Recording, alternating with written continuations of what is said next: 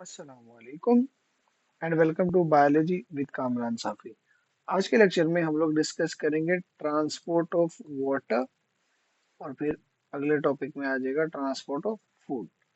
तो सबसे पहले आपको पता है कि एक प्लांट के अंदर जब हम लोग ट्रांसपोर्ट की बात करते हैं ना, तो दो तरह की ट्रांसपोर्ट आ जाती है।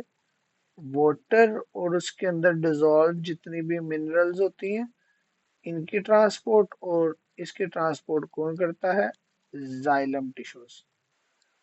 ऐसे ही फूड की ट्रांसपोर्ट आ जाती है और इसके लिए जो रिस्पॉन्सिबल होते हैं वो क्या होते हैं?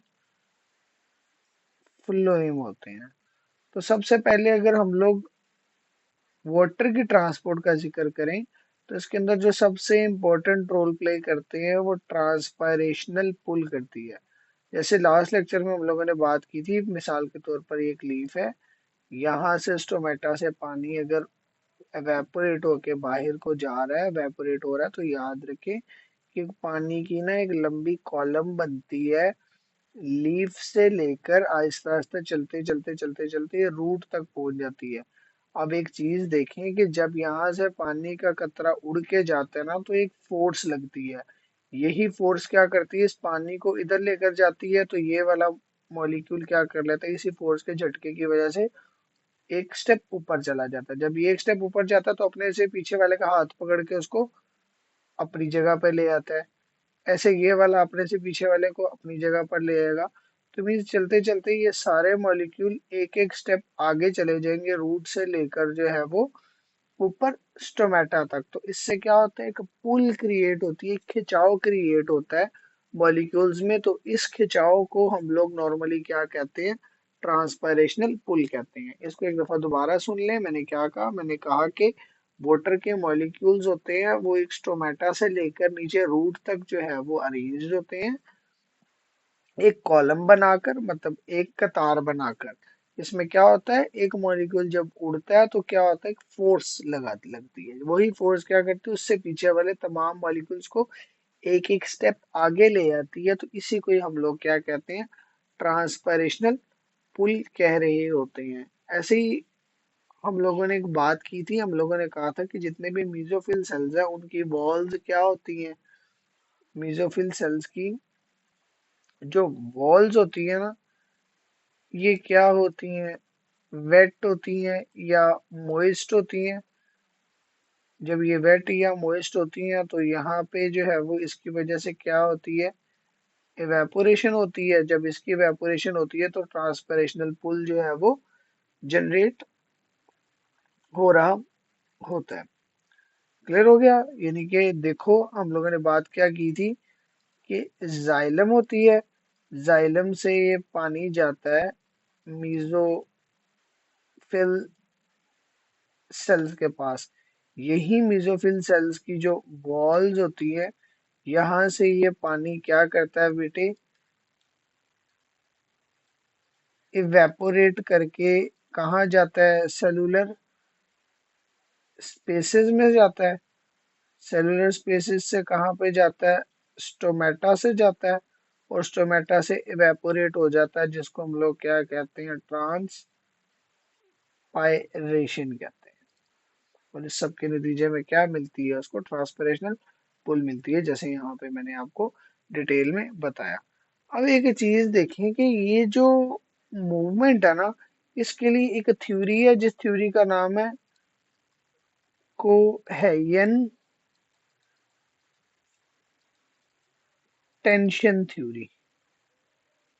ये कोहेयन टेंशन थ्योरी बेसिकली वाटर के मॉलिक्यूल्स को क्या करती है बेटे? नीचे से ऊपर तक लेकर जाने में मदद देती है। वो कोहेयन टेंशन थ्योरी में क्या है? दो चीजें हैं। एक है कोहेयन, दूसरी है एडहेयन। कोहेयन क्या है? वाटर के मॉलिक्यूल्स का एक दूसरे के साथ क्या करना? जुड़ना, एक दूसरे के साथ अट्रैक्शन होना, जिसको हम लोग कोहेरेंस भी कहते हैं। Attachment of one water molecule, एक वाटर के मॉलिक्यूल का दूसरे वाटर के मॉलिक्यूल के साथ जो अटैचमेंट है। और आपको पता है कि वो कैसे है? थ्रू हाइड्रोजन बॉन्डिंग है। हाइड्रोजन बॉन्डिंग में क्या होता है देखो, एक पार्शियल नेगेटिव चार्ज ऑक्सीजन और दो पार्शियल पॉजिटिव चार्ज हाइड्रोजन। ये ऐसे। अब एक मॉलिक्यूल का पार्शियल नेगेटिवली चार्ज ऑक्सीजन और दूसरे के पार्शियल पॉजिटिवली चार्ज हाइड्रोजन के दरमियान ये जो बॉन्ड है ना, दैट इज हाइड्रोजन बॉन्डिंग। और यही हाइड्रोजन बॉन्डिंग वाटर के मॉलिक्यूल्स को एक दूसरे के साथ जोड़ने में मदद देता है। जैसे मैंने कहा था ना कि लीफ से लेकर जो है वो रूट तक वाटर के मॉलिक्यूल एक दूसरे के साथ जुड़े हुए होते हैं। तो पहली बात तो कोहेन आपको समझ आ गई होगी। दूसरी क्या होती है? एडहेयन। याद रखो कि जो जाइलम होती है ना, इसकी वॉल्स बहुत पतली होती हैं। Narrow walls of xylem. Narrow xylem walls. अब जाइलम की वॉल्स नैरो हैं तो इस वजह से क्या होता है, वाटर के मॉलिक्यूल जाइलम की दीवारों के साथ भी जुड़ जाते हैं, जो उसको नीचे को गिरने नहीं देता। इस दीवारों के साथ जुड़ जाने का जो प्रोसेस है ना, इसको हम लोग क्या कहते हैं? एडहेजन कहते हैं। Attraction between water molecule and xylem walls is called adhesion. अब इस सब के थ्रू होता क्या है, देखो सब चीजें मिल के काम करती हैं। मिल के काम क्या करती हैं? एक तो वो ट्रांसपरेशनल पुल ऊपर को खींचता है। दूसरा क्या होता है? कोहेरेंस होती है किसमें? वाटर के मॉलिक्यूल्स में कोहेरेंस होती है, जिससे क्या होता है, वो एक दूसरे के साथ जुड़े रहते हैं, नीचे को गिरने नहीं देते। तीसरा क्या होता है?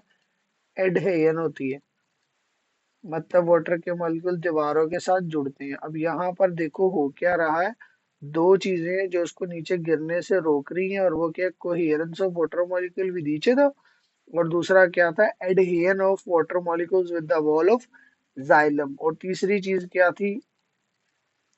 ट्रांसपायरेशनल पुल, जो क्या कर रही थी, उसको अपनी तरफ खींचने में मदद कर रही थी, ऊपर को खींचने में मदद कर रही थी। तो बेटा यहाँ पर आपका ट्रांसपोर्ट ऑफ वाटर कंप्लीट होता है। उम्मीद करता हूँ आपको समझ आ गया होगा। ऐसे ही मजीद वीडियोस के लिए बायोलॉजी विद कामरान साफी को सब्सक्राइब कर लें, ताकि आगे आने वाली वीडियोस भी आपको मिल सके।